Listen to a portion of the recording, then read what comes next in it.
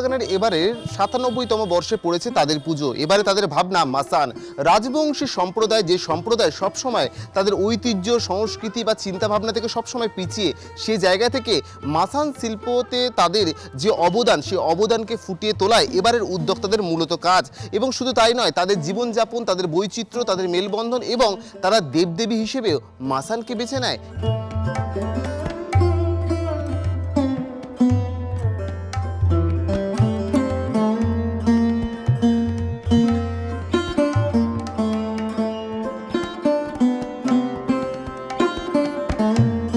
আমাদের যে মাসান ভাবনা, এই ভাবনাটা এসছে অ্যাকচুয়ালি যেহেতু মাসান শিল্প একটু হারিয়ে যাওয়া শিল্প আর কি।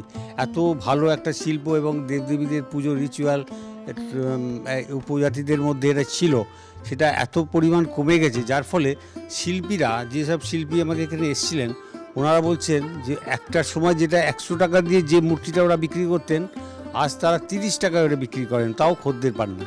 তা আমরা তো এই জন্য ভেবেছিলাম যে যদি আমরা এই মাসানকে একটু আমাদের মাধ্যমে প্রচার করতে পারি, তাহলে তারা যদি একটু এই ব্যাপারে স্পন্সরশিপ পায়।